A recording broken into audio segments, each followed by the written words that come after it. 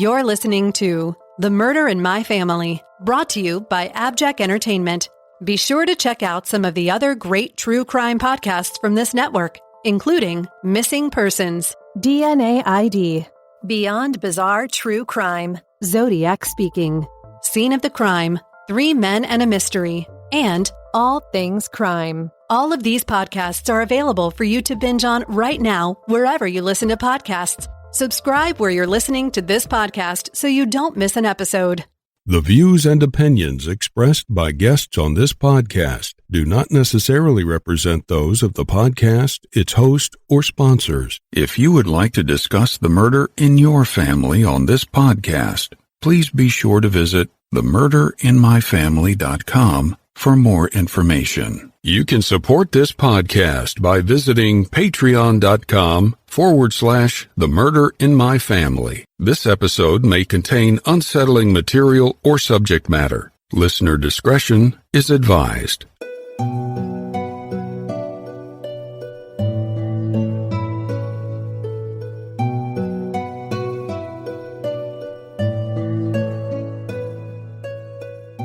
Thank you for joining me for this episode of The Murder in My Family. I'm your host, Mike Morford. In this episode, we'll be discussing the tragic fire-related death of 50-year-old matriarch Marlene Edwards in her own Michigan family home. It came to light that the fire was intentional, and the person responsible for her murder was her own husband of 25 years. Marlene's murder and her husband's subsequent arrest splintered the family. We'll dive into this case after some quick housekeeping. Independent podcasts like this one depend on word of mouth to bring in new listeners. So if you find that you enjoy this show, please take a minute to rate and review it wherever you listen to your podcast. And be sure to introduce a friend to the show and invite them to listen. With your help, The Murder in My Family can continue to grow and reach a new audience. To learn more about the show or the cases we discuss, please visit themurderinmyfamily.com. You can also find us on Twitter with the handle @MurderInMyFam, or by searching for the Murder in My Family podcast on Facebook. If you'd like to support this show through a Patreon donation, it's always appreciated, and you can do so by visiting patreon.com/The Murder in My Family. Benefits of supporting the show on Patreon include early access to ad-free episodes of the show, plus bonus content not heard in regular episodes. Support may also include thank you cards, stickers, and more. If you prefer to, you can also support the show through a PayPal donation by visiting paypal.me/The Murder in My Family. In each episode, I'll give shout-outs to any new supporters. And thank you to all the supporters that generously donate to help keep the show growing and improving. One last note. Please consider supporting any of the sponsors that you hear on The Murder in My Family, the way that those sponsors support the show. It's with our sponsor support that the show can go on and continue to provide a platform to share these stories with you in every episode. Thank you. And now on with the show. Marlene Edwards was born in Detroit, Michigan on May 24, 1935, as Marlene Helen Finley, to William R. Finley and Sarah Cullen. She attended and graduated from St. Mary's of Redford Catholic School, going on to study business at the University of Detroit. On November 26, 1960, she and James Edwards were married. Marlene worked at Ford until her oldest daughter Lisa was born in 1968, after almost a decade of marriage. Their second daughter, Michelle, was born in 1970. Both Mary and James worked to support their family, a family that seemed like almost any other family in the neighborhood, but things weren't as perfect as they seemed. James was given to fits of rage, which was fueled by alcohol, and often took his anger out on the family, both verbally and physically, something he had done for almost a decade to Marlene prior to their daughters being born. It was a volatile atmosphere in the Edwards home due to James's Jekyll and Hyde personality. His family never knew what each day would bring, often fearing that one day the violence would reach a point of no return. And that's just what happened. Just a month shy of Marlene and James's 25th anniversary, on October 14, 1985, 50-year-old Marlene Edwards was found dead in the family room of her home in Farmington Hills, Michigan. Her body had been burned beyond recognition. 56-year-old James told the police that he had been making dinner that night, meatloaf, which was Marlene's favorite food for dinner, but that he had to head out and do some errands. He said that Marlene had come home angry that day, leaving her job early at the Monian Insurance Company in Troy, about a half hour away. According to James, She headed in for a glass of wine and was smoking a cigarette as he walked out the door to run his errands. He went to 2 local stores. When he returned to his Ronswood Street home after about an hour of shopping, the house was on fire and Marlene was inside. James tried to go inside and call the fire department, but the flames and smoke were too bad, so he ran back out to the driveway where he found his neighbor. In total, the fire caused $200,000 in property damage to the $250,000 home that Marlene and James had designed together along with their daughters. The medical examiner initially ruled that Marlene had died from heart disease. It seemed that Marlene had died of natural causes while smoking, which led to a fire breaking out in their home when her cigarette dropped. And this fit in with what James had told investigators, saying that Marlene was upset, smoking a cigarette, and drinking alone. But investigators didn't believe that Marlene had died a natural death, and they didn't think that the cigarette had caused the fire. Instead, they believed that she had been stabbed or strangled to death and that the fire was an arson, intended to cover up Marlene's true cause of death and destroy any evidence. The fire's intended purpose almost worked, and her body was severely damaged from the flames. Farmington Hills Police Sergeant Darnell Cross found that an accelerant had been used to start the fire. 3 neighbors recalled that James left just before the fire started. Another neighbor, the one James said he saw in the driveway after he came out of the burning house, said that he actually saw James come home from shopping, not come out from the burning house. In January 1986, James Edwards was charged with the second-degree murder of his wife, Marlene, and he also faced arson-related charges for the fire itself. In July 1986, Marlene's body was exhumed, and a 3rd autopsy was performed. James's trial began 2 years later, in January 1988, and lasted 5 weeks. Statements that James had threatened to burn the house down before, and that he told Marlene he wanted her to die, were unbelievably ruled inadmissible in court. During his trial, James testified that he and Marlene were in a partnership, and he cried on the stand. He also claimed that Marlene hadn't been feeling well in the days before she had died, that she had been experiencing chest pains and had stayed in bed all day on October 13th. Despite his pleas of innocence, James Edwards was found guilty of murdering his wife Marlene. He was free on $5,000 cash bond prior to sentencing, until late February 1988 when the judge revoked the bond and James was taken into custody. The jury foreman believed that James cared more about the damage to his property and about saving his cars from the fire than he did about the loss of his wife or trying to help save her. James lived the rest of his days in prison, never showing remorse for what he had done, for murdering his wife and partner, who he had spent 25 years with, and for splintering his family, leaving his teenage daughters to an uncertain future. James Edwards passed away on July 3, 1997, never owning up to what he had done. Marlene's daughter Michelle, who goes by Shelley, published a book about this family ordeal. The book, Beautiful Ashes, is a true story of murder, betrayal, and one woman's search for peace.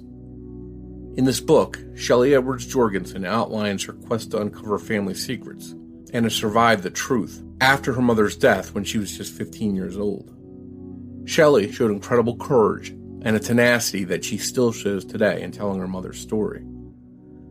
Beautiful Ashes is available for pre-order now on Amazon, and it'll be available for general purchase in April 2022. Shelley sat down to talk with me about the heartbreaking murder of her mother at the hands of her own father. That conversation is coming up in just a moment. Hey everyone, it's hard to believe, but summer's over. Now we're officially in fall. But just because the season's changed doesn't mean that things that have been weighing on us suddenly disappear. If there's something that's interfering with your happiness or preventing you from achieving your goals, I'm happy to tell you there's help. And that help is BetterHelp. BetterHelp Online Counseling just might be the right solution for you. BetterHelp will assess your needs and match you with your own licensed professional therapist. You can connect in a safe and private online environment. It's so convenient. And you can start communicating with a counselor in under 24 hours. This isn't self-help, it's professional counseling. Send a message to your counselor at any time. You'll get timely and thoughtful responses. Plus, you can schedule weekly video or phone sessions, all without having to sit in an uncomfortable waiting room. BetterHelp can assist you with so many things, from anxiety, depression, and grief, to sleep issues, LGBT matters, and family conflicts, and so much more. Anything you share is confidential, and while BetterHelp isn't a crisis line, it is convenient, professional, and affordable. In fact, so many people have been using BetterHelp that they're recruiting additional counselors in all 50 states. I want you to start living a healthier life today. As a listener of the Murder in My Family, you'll get 10% off your first month of BetterHelp by visiting BetterHelp.com/family. Join over 1 million people taking charge of their mental health. Once again, go to BetterHelp, that's HELP.com/family, and you'll save 10% on your first month of BetterHelp. I want to tell you about our sponsor, My Favorite Meal Kit delivery service, EveryPlate. Experience full plates and fuller wallets with America's best value meal kit. The holidays are upon us. Give yourself and your wallet a break. Enjoy delicious, affordable meals delivered to your door and ready to go in just 6 simple steps. Every plate is 50% cheaper than a meal made from grocery store ingredients. So now's the perfect time to focus on saving money easily. Meal planning can feel like one more item on an endless to-do list. Every plate provides easy-to-follow recipe cards and pre-portioned ingredients, so you can spend less time prepping and cooking and more time enjoying good food with family or loved ones. Let Every Plate plan, shop, and deliver everything you need to cook a delicious meal at a delightful price. When I first tried Every Plate, I was skeptical that you could get a great-tasting meal delivered right to your door without being expensive. But now I'm convinced you can get the same deliciousness at a much lower price than other meal kit delivery services. My family and I recently enjoyed the honey balsamic chicken and the hotel butter steak. Both meals tasted great and came together in no time, which is especially great after a long day at work. Right now, my listeners can try Every Plate for just $1.79 per meal by going to everyplate.com and entering code FAMILY179. Once again, get started with Every Plate for just $1.79 per meal by going to everyplate.com and entering code FAMILY179. Don't wait, that's up to a $104 value. Try Every Plate today. Hi, Shelley. Thanks for coming on to discuss your mom, Marlene's case with us today. Hi, Mike. Thanks for inviting me. Your case is tragic in multiple ways. You lost more than one parent, really, when this tragedy happened. And we'll get into the details about that. Before we do, can you talk about your mom a little bit, maybe share some of your memories of her? Sure. My mom well, first of all, she had the brightest smile. She was a very charismatic person. She was very beautiful, and she had a ton of friends. Like everywhere we went, she knew people. And my sister and I were 3-sport athletes our whole life. Like I started playing organized athletics at 6 years old. I started playing softball. And then I started playing basketball in the 4th grade. And then I started playing volleyball in the 6th grade and track. And so, my sister was into the same things as me, and she was 2 years older. And my mom somehow was able to work full time and juggle our schedules and never miss anything. She was at every game, every event we were ever in, and she loved big handbags and fancy shoes, and so she would be at the softball diamond wearing high heel shoes. And in her purse, she always had, all the supplies that you would need for an emergency. I had I was playing softball. This was in high school, and I played third base, and I fielded a ball, and I threw the ball to first. And as I threw the ball to first, my bra strap broke. And I was on the field, and I was horrified, because I think I was a freshman at the time. And of course, my mom had a bobby pin or a safety pin to fix it when I came off the field. And so she just was, that kind of person. I mean, at her funeral, there was standing room only, and that was because of her and who she was. So it sounds like she really did a great job of juggling a lot of stuff and making sure she was there for you. And it sounds like she was really prepared too. Definitely. I mean, always, we were always prepared, which is kind of ironic. I mean, to talk about preparedness, my mom grew up in the Depression, or just outside the Depression, and she was frugal. You wouldn't know it by our house or how we lived, because we lived in a very affluent upper middle class neighborhood and that sort of thing. But my mom wouldn't buy anything unless it was on sale, and we would even go to the farmers market in downtown Detroit.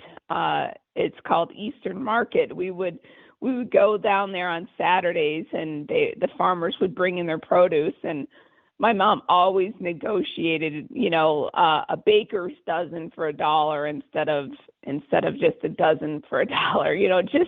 Just that little extra thing. She was super frugal, but and always prepared for any kind of event, except for the event that actually happened. Interesting, the little quirks and the little personality traits that you remember about someone you care about so long after they're gone. Yeah, it's it's been 36 years for me, but I remember all these things. I remember the day that it happened like it was yesterday, and I remember these things about my mom because that's what I have. I even lost all my pictures. I have a handful of pictures, and that's it. So yeah, it's important to remember. Your family life growing up, it was just the four of you, is that correct? Yes. Yep. My older sister Lisa, and me, and my mom and dad. But what was home life like? What was your family life like growing up? It was picture perfect some days and a nightmare other days. It really was a Dr. Jekyll, Mr. Hyde personality in my dad. And I mentioned we had actually a custom designed, built by hand by my parents and I and my sister home. My dad was a designer for Ford, and so he did drafting and stuff and designed cars. But what his real passion was architecture, and he would draw and sketch floor plans just for fun. And as a family, I remember going on, Sunday afternoon drives to go look at model homes just for fun, because my mom liked interior design and my dad liked architecture. And my sister and I would just run around crazy in these beautiful homes. And that would be Sunday. That might have followed a Friday that my parents had gone to a party, and he had gotten drunk and he tried to kill my mother. I mean, that's just how black and white different things were. I mean, literally, I called them the Sunday morning breakfast, because Saturday night my dad could have been trying to strangle my mother and threatened to kill us and burn the house down, which he started doing from the time I was 6 years old. I remembered him threatening to kill us all and burn the house down, and us even fleeing the home that time. And then the next morning, the dust would settle, and literally my dad would be up cooking this big, huge, beautiful Sunday breakfast with bacon and eggs and homemade hash browns and this whole spread. And you didn't say a word. It was like nothing happened ever. You just went on in life. So you learn to accept abuse as part of life, and you didn't know that you don't know that you're different from your neighbors when you're a child. I mean, as you age, you start figuring it out, but by that time, you're living in this facade and in this pattern, and the secret is so deep that you don't utter a word. And you lose your voice, or you never gain a voice as a child to begin with. And so that's kind of, what it was like. I mean, there was horrific times where, my dad would be trying to kill my mother, and my sister and I would be pounding on him, and then we'd break it up. And when I was younger, my sister would just send me to my room, and I would just be scared and huddled behind a door. But as I got older, we would break it up, and it seemed like my sister and I would always retreat to the master bedroom with my mother. And in the master bedroom, there was a green armchair and with a little side table. And I just remember my mom would sit in that chair, and my sister and I would sit at her feet. And my mom would say, "Well, girls, should I get a divorce?" And mind you, my parents were married for 10 years before I was born, and 8 years before my sister was born, and the abuse started at the beginning. So this wasn't a new thing. And now I'm talking about memories when I'm around 10 years old. So, my mom is 20 years into this marriage, and she's been abused since day one, severely. Like the very first incident that I know about, it was 6 months after my parents were married, and my dad drug my mom down a flight of stairs by the hair, naked, into the street, and left her in the gutter. And why she didn't leave is a whole nother question that we could talk hours about, but it's a lot more complicated than people think. So anyway, back to what I was saying is that, about 10 years old, I remember having these conversations with my mother, her sitting in this green armchair, and my sister and I sitting on the floor, all of us crying. My mom, talking about us leaving, and financially it would be a blow, but my mom was working full time at the time, and which was an anomaly kind of at the time. This was the 80s, late 70s at this time, early 80s. And my sister and I remember I only had one friend who had divorced parents, and I didn't want that. And I don't know why I didn't want that, but I remember my sister and I begging my mom not to leave my dad, and telling her, "Mom, we will be here to protect you." And her telling us, "Girls, one of these days, you're not going to be here, and he's going to kill me." Well, that's exactly what happened. So on top of the horror of dealing with murder and arson at the hand of your father, my sister and I had this tremendous amount of guilt that we had to try to get past as well, because we felt responsible ourselves. Wow, that's a terrible thing to have to go through as young kids, to have to witness all this and deal with it. And kids, for whatever reason, for better or for worse, they always seem to want to think the best in their parents, even when it's a bad situation. So it sounds like on one hand you knew what was going on, but at the same time you had some kind of want to keep the family together, and that sounds like a real struggle for you. Yeah, it definitely was. It was definitely I love both my parents. I actually still love both my parents.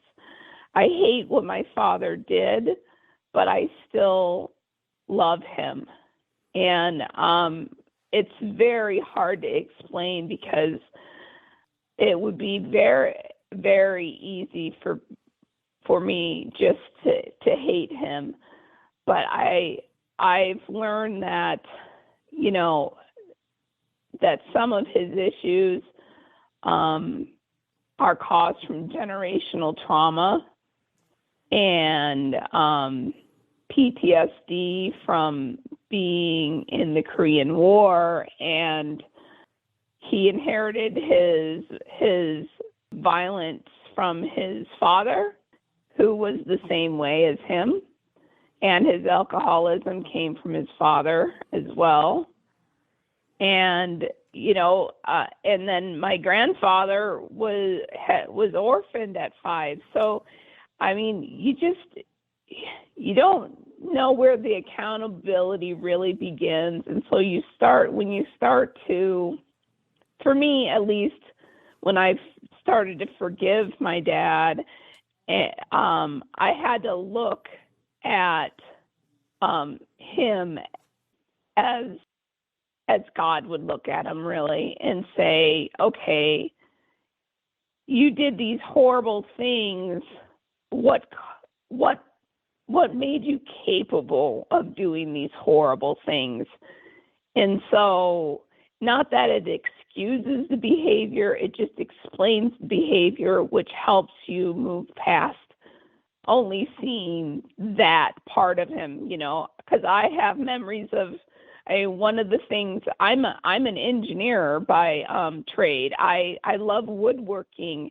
I can do any home improvement project, and I've done just about anything. I could build a house myself, and that all comes from my dad. And I love those things about him that he taught me. I mean, he taught me how to wire an outlet when I was 6 years old. I mean, there was no power to the outlet, but he showed me how to strip the wire and how to hook it to the outlet. I mean, really cool things I learned as a child. And that was when he was Dr. Jekyll and not Mr. Hyde. So it was hard to try to choose between, you have on one hand this loving dad sometimes and this monster the other time, but it causes you to have to walk on eggshells and live in fear all the time. Yeah, that's a lot for anyone, I guess, especially younger people, to have to just deal with that. And I think you hit the nail right on the head, that there's different sides to people, that good or bad, you have to sort of account for both of those sides. You mentioned some of that. The good stuff was passed on to you, it sounds like. Yeah, definitely. I love, there's several things that I love because of my dad, and designing and building things. I worked as an architect, in an architectural office while I was getting my engineering degree. I wanted to be an architect more than I wanted to be an engineer, but my mom wanted me to be an engineer because she knew that the work was more stable than in architecture. And she was right, and I did the right thing, but I still love architecture, and I do crazy, silly things, like we bought a cottage a few years back, and I was in the place. It's a simple floor plan. I was in the place once, and I had the rough dimensions, and I literally drew a scale drawing of the house so I could plan where I was going to put the furniture. I mean, I do silly, stupid stuff like that, and I know I get that from my dad, and that's something quirky and fun. But I decided at 16 years old that I was never going to drink alcohol again because of my dad as well. And I haven't. So, there's two. You have to take the good with the bad, I guess. Yeah, yeah.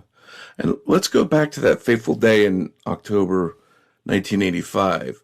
I was 15, in high school, and Lisa was 17. She was a senior. So basically, well, I'll tell you from the beginning. Basically, Lisa had a special. I mean, this is the 80s, so there wasn't like super duper computers. I mean, there was still typing class, right? So Lisa had this advanced office procedures class that was offered at a sister high school in our city. And they usually took the bus over to the high school, and then during second hour, they would take the bus back to our high school. And, that was the first 2 hours of their day for them was at this special advanced class. So my grandma was out of town, so my sister had my grandma's car, and she drove to class.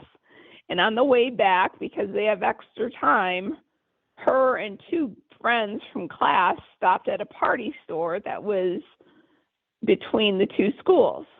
Well, the two other girls with my sister decided that they were going to shoplift beer. They're all 17 years old, so they can't buy it.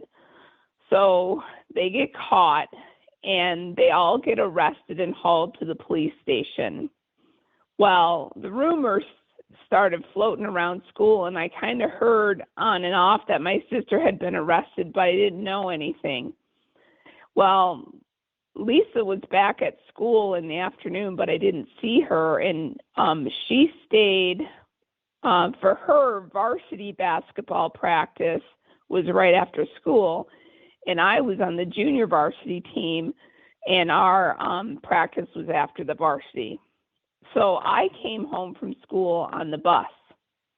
Well, my dad at the time was working afternoons because in those days, if you had CAD equipment and new computer equipment, you ran it 24 hours a day to get your money's worth. So Ford was running the CAD department 24 hours a day, and my dad was on afternoons. So he normally would, right before he left, put something in the oven for dinner and leave for work. Okay, and my mom worked during the day. So this day I get home from school, and my dad's in the kitchen drinking a Manhattan, which was his drink of choice. And he was drunk, he wasn't going to work, and he was crying, which was an emotion I wasn't used to dealing with. And he was crying about where he went wrong as a parent. Well, he told me about what happened with my sister, and then he's crying about where he went wrong as a parent. And I just wanted to avoid the situation, so I went upstairs to my room, and I called my mom to arrange for the carpooling situation. My friend Sabrina and her parents were picking us up, and my mom was she was picking me up to take me to basketball practice. My mom was going to drive us home. And so I just was calling my mom at work to solidify those plans, and she asked if my dad was had left already, and I'm like, no. So then she wanted to talk to him. Well, I wish, to this day, I still wish that I would have just held up didn't hang up the handset and listen the old school style to the phone call, but I hung up and I snuck downstairs and I kind of hid behind the corner so I could hear the conversation that my parents were going to have, because I knew that it wasn't going to be that it had a potential of being bad. I've had enough signs over my life to know that this was a touchy situation. So my dad proceeds to tell my mom about what happened with my sister. And then I can tell he's getting angry. Well, I knew my mom would be angry right away as soon as she found out my sister was arrested.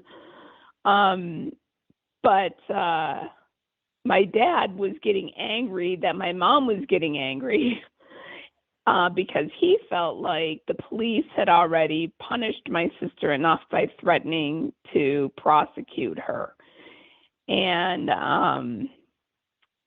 so, you know, my antennas went up and I knew there was potential for danger, but, you know, that's as much as I knew. Then I went into the living room and waited for my friend to get there.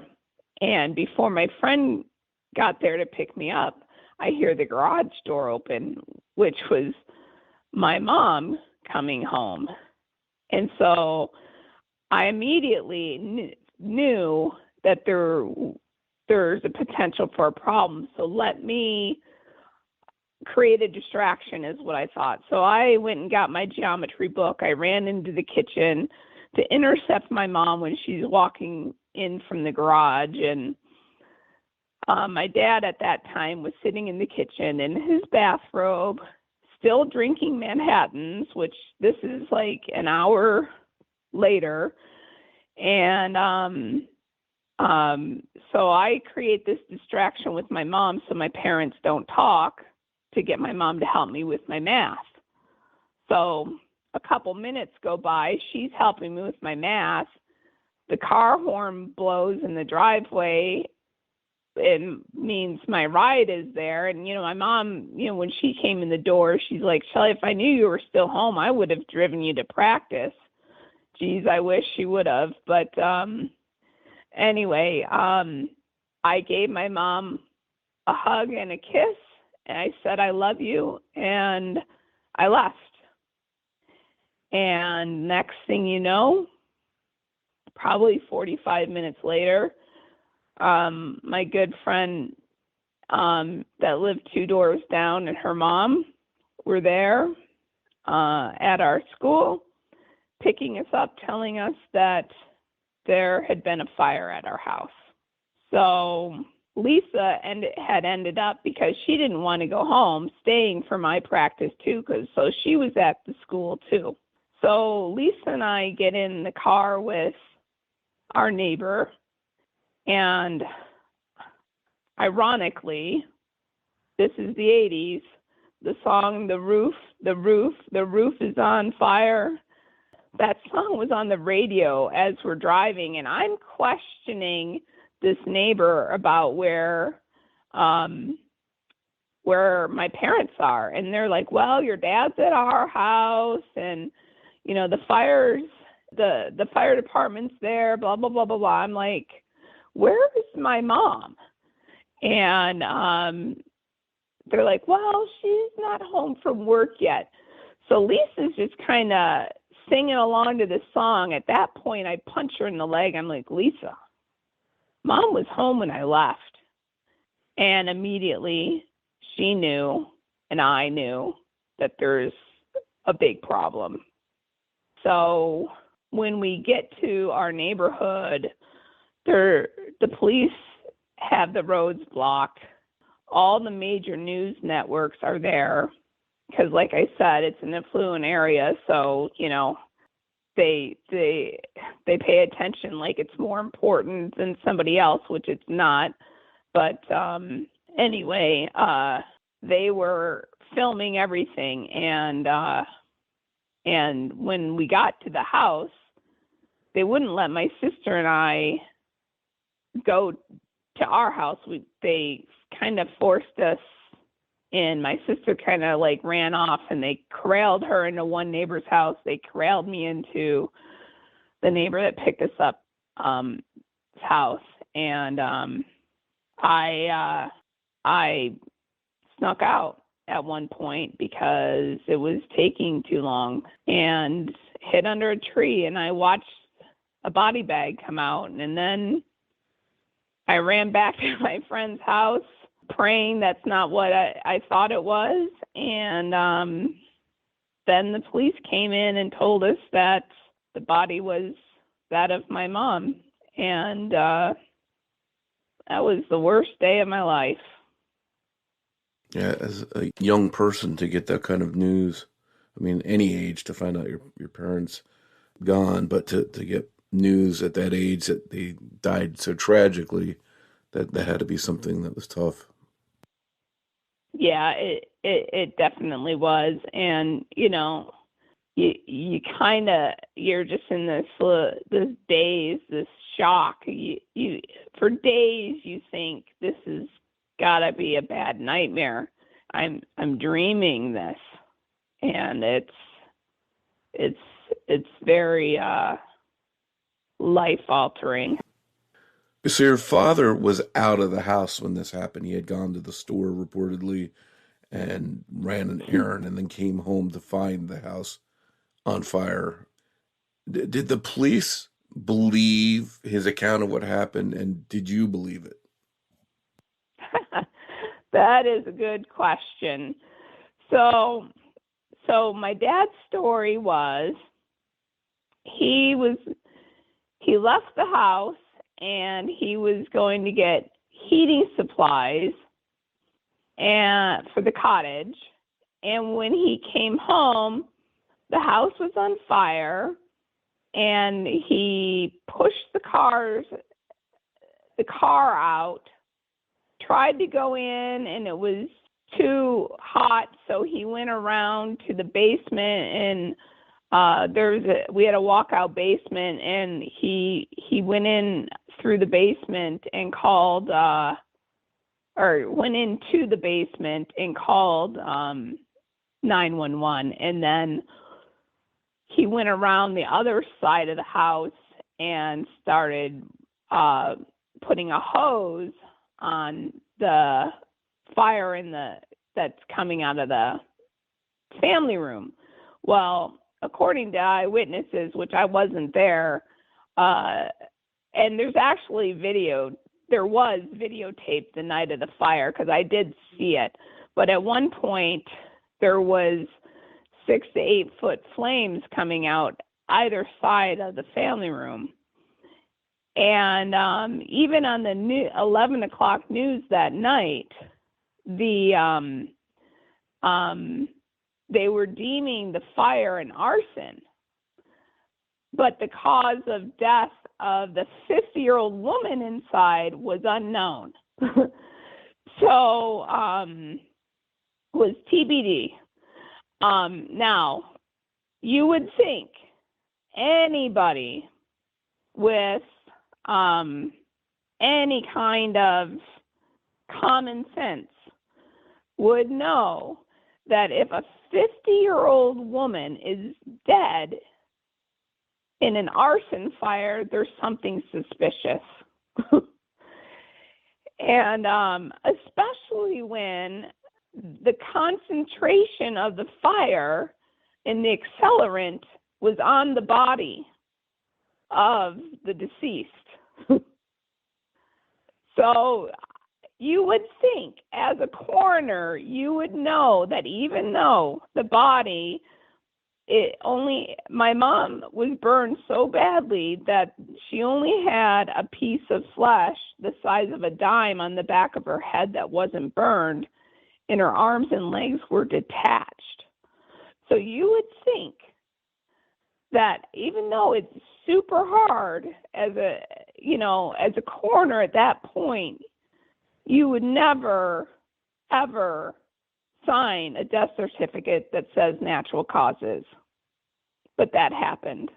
It's troubling because if you've got an arson fire and clear signs that it was an arson, then your first assumption has to be that the person inside that's dead may be the victim of a crime as well, or at least leave it undetermined before rushing to judgment that they died of natural causes. Right, because my dad's story was when he left, my mom was sitting on the couch having a cigarette, and that the weekend prior to this, because this happened on a Monday, that over the weekend prior, she was complaining of chest pains. So his story is she must have dropped a cigarette on the couch on the newspapers because she's an avid reader, and that caused the fire. That's his defense.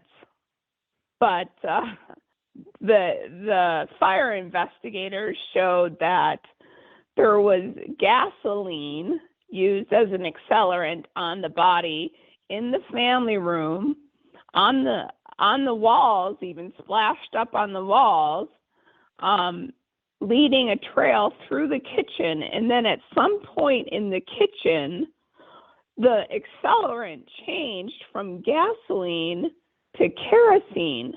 He probably ran out of gasoline, and he used kerosene and poured that all the way through the rest of the way in the kitchen and down the back hallway to the garage. And it was clearly accelerant because it was splashed up on the baseboards. And, I'm not a fire investigator, but fire investigators are trained to know what's arson and what's not arson. And they even determined the two accelerants were used.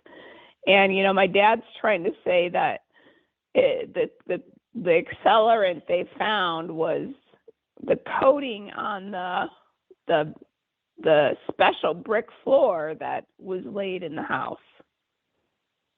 Your dad's got this story. The police didn't believe it, and they arrested him a few months later in early 1986. Was that a surprise to you, or had you come to the conclusion that he was responsible for killing your mom?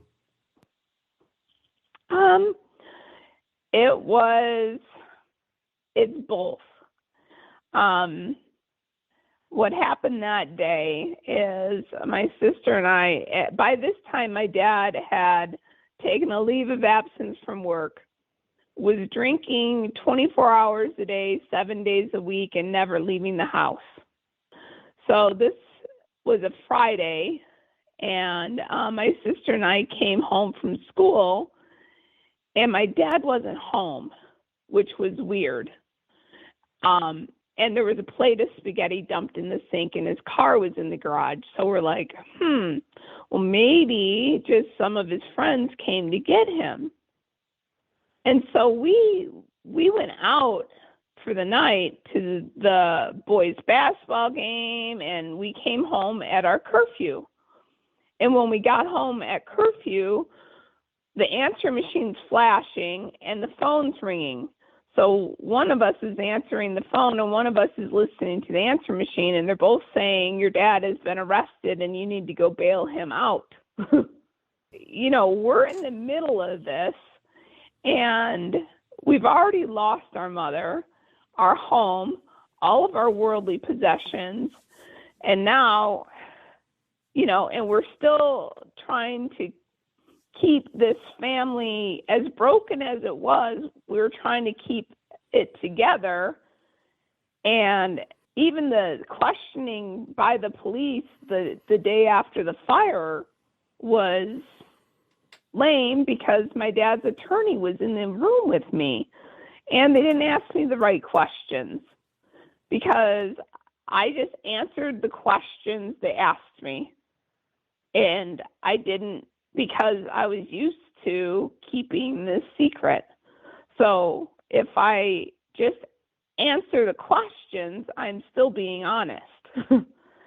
And so now it's February, and my sister and I have been living with my dad. He's a complete drunk at this time, and it's bad. We're living at a house that my dad rented that actually was like a surrogate home to me growing up because my best friend Linda lived in the house. And now it's up on this hill and I overlook my burned out house. And then make matters worse, my dad would send me to the house to get canned goods out of the basement. Sending you back into scary. To where your mom died and where, this tragedy happened, and you've got to go back and walk into that spot. Yeah, alone in the dark, in a burned out house, in the fall in Michigan. It's windy, it's cold, and it's creepy, and it's scary. Did your dad admit anything during this time? Did he ever, maybe when he was drunk, say, yeah, I did it, I'm going to get away with it, or anything like that before he was arrested? Did he ever own up to it? No, never. He actually has never owned up to it. He went to the grave denying it and holding on to his story. I mean, his last utterance in court when he was walking out after his sentencing was, what am I going to do? I didn't do this, and my girls don't believe me. It's like, well, we believe the evidence. We believe our entire lifetime. We believe the threats that you've made hundreds and hundreds of times. We believe the multiple times that it was so close that you did this, that this isn't a surprise. We believe the hell that we lived in. And we also believe that the problem was at that time, my sister and I no one was telling us anything because we were minors. Literally, we were reading about what was going on with with the case in the newspapers, or I would eavesdrop, like the bit about how badly my mom is burned. That was information I gleaned from an eavesdropped conversation of my dad talking to his attorney. So I didn't have enough information. So I had this internal battle going on is, well, his story is sort of believable, but you don't have any evidence. I didn't know at the time about the 2 accelerants. I didn't know at the time about a lot of things.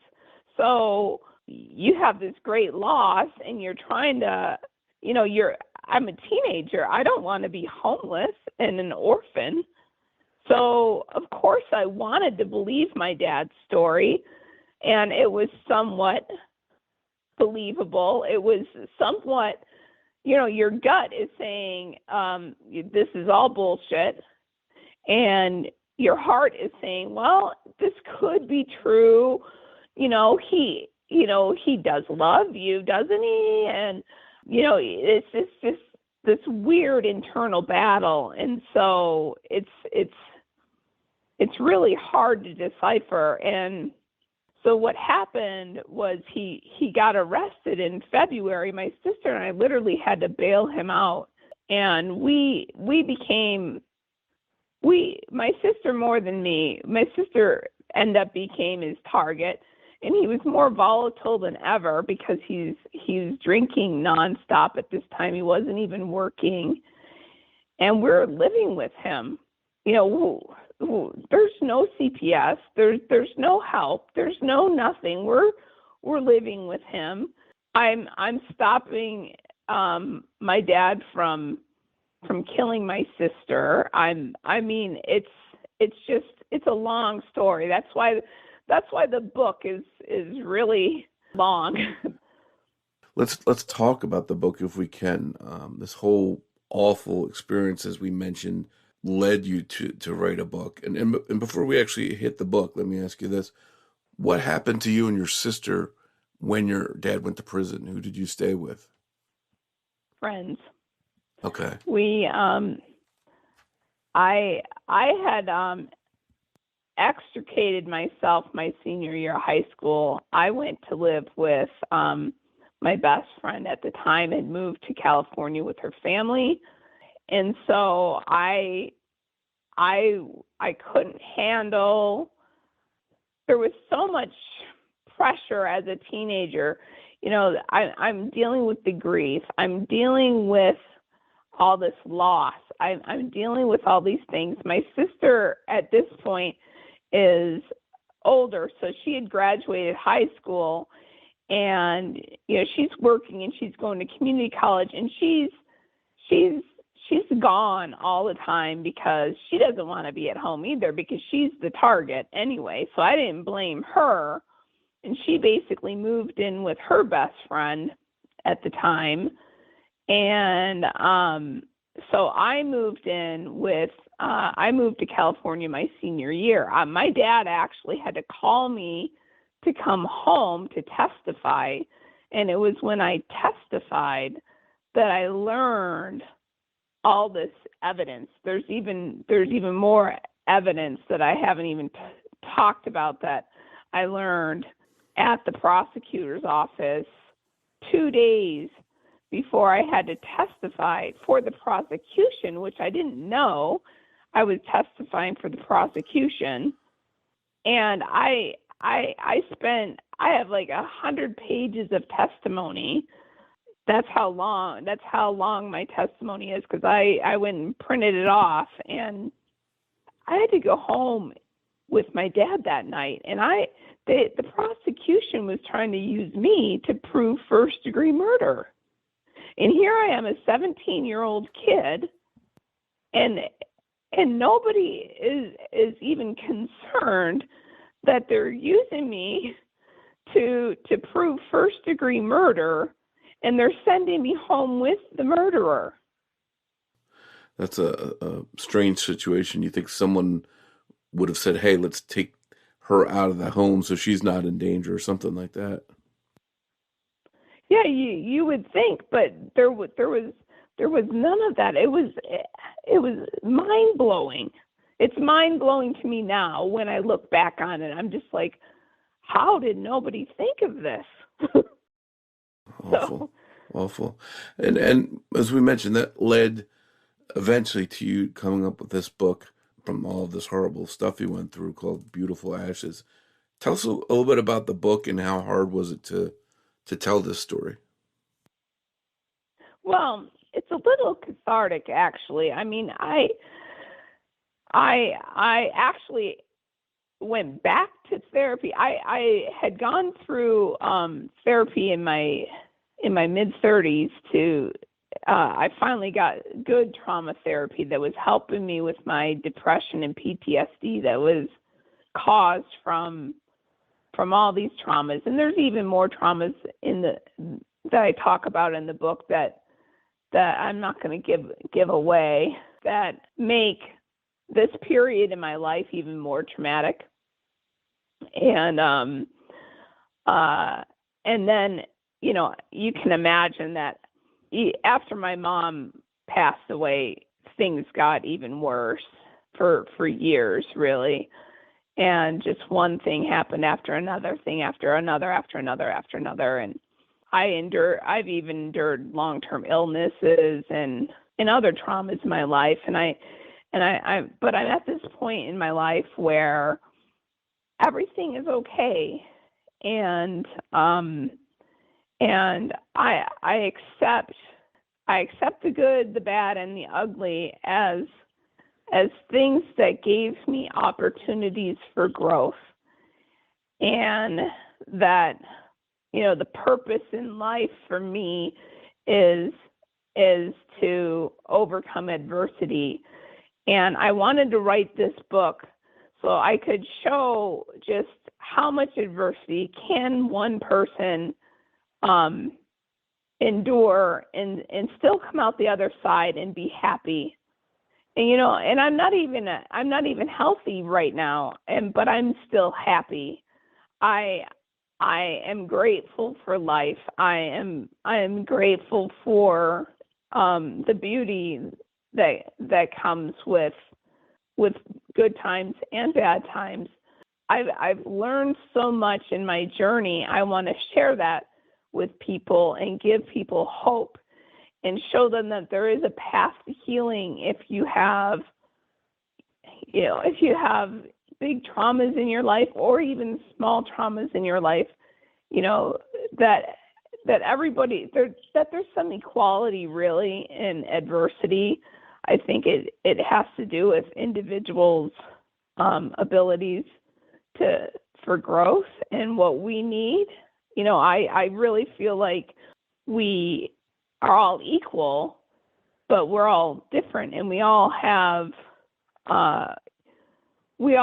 different personalities and characteristics, which for me, you would think on this podcast that I don't have a problem with public speaking, but it's easier for me to do this on a podcast than it is for me to stand up in a group of 1,000 people. And I'm totally relaxed in this situation, but in that situation, I'm really nervous. And we all have different. For some people, they're not fazed by either. Like my husband, he doesn't care if it's one person or 1,000 people. He's like, well, if I'm prepared, I'm prepared. And I'm like, okay, well, you're not nervous? He's like, no. So different people have strengths and weaknesses. So we have to be tested and tried in different ways to become the best us we can be. I have a different philosophy, but I think it's because of all the adversity I've faced. Well, it sounds like you have a real survivor story, and hopefully people that are out there that have some situation they're going through, maybe your book can be some kind of inspiration for them. Well, that's what I'm hoping, because, I'll touch on it a little bit. I won't give away how it happened, but, that year that I was 15, it was a hell of a year. In July of that year, my grandmother was from Scotland, and my parents and my grandmother and my sister and I went on a month-long vacation to the UK and visited family. Well, in the south of England, I was 15 at the time and my sister was 17. Well, it's legal to drink there at 14. And so my mom's cousin had sons that were my age and Lisa's age, and we went to a pub, and I became a victim there. I'm not going to go into the whole thing, but I became a victim there. So I was raped in July. My mother was murdered in October. Then my dad was arrested for her murder in February. So he had bought tickets. My parents annually would go to Acapulco with a group of their friends and meet up with acquaintances that they had met over the years at the same hotel in Acapulco. Well, my dad decided that he was going to surprise us with tickets to Acapulco. Well, I think the police found out he was leaving to go to Mexico and arrested him, so he couldn't go. And so at the last minute, my dad sent my sister and I with our older cousins. Well, I had gotten molested there when I was 11, and the same guy that molested me at 11 ended up raping me at 15. So in that year, I had all those things happen to me. And then things just kept snowballing from there. Well, it sounds like you've come out through the other side, and you're on your way to if not fully healing, to at least having some kind of growth. And you mentioned getting counseling and dealing with some of the stuff you've been through. And I think someone out there listening is going to have something awful that they're going through, and your book could definitely be an inspiration. Where can people find Beautiful Ashes? Well, it's actually, you can pre-order it now. on Amazon, Barnes and Noble, pretty much any online store. You can go to my website, which is www.beautifulashesmemoir.com. And if you go there, there's a pre-order link, and it also tells you a little bit more about the story. I have a bio of myself, and I have some other basically life lessons that I learned, and some other things on the website if you want to check that out. Well, I hope people check the book out. Your story is very inspirational, of someone that's been through such horrible tragedy to be here now talking about it, and just it sounds like a real survivor story. And I appreciate you coming on to discuss it with us. Well, thanks for having me, Mike. Thank you once again for joining me for this episode of The Murder of My Family. I'd like to thank Sonny Landon for writing and research assistance in this episode. As we wrap up, I'd like to play a preview for a true crime podcast. It's called Blood, Guts, and Booze. Be sure to give it a listen. We'll be back here soon with an all-new episode of The Murder of My Family, and I hope you'll join me for it. But before you go, remember that every murder victim means something to somebody. Can't get enough true crime? I feel like everybody has one of those cases. It may even be what really got me into true crime. Do you love the paranormal? I guess clearly he's making a list and checking it twice. He's gonna find out if your soul tastes nice. Then come join Blood, Guts, and Booze. I feel like this case is pretty well known, but a lot of people don't realize just how twisted this case really is. Every Sunday, They started feeling really bad for her spirit, right? Her little ghosty. So they decided to invite her into their house permanently. Nope. As we talk about your worst nightmares and things that go bump in the night.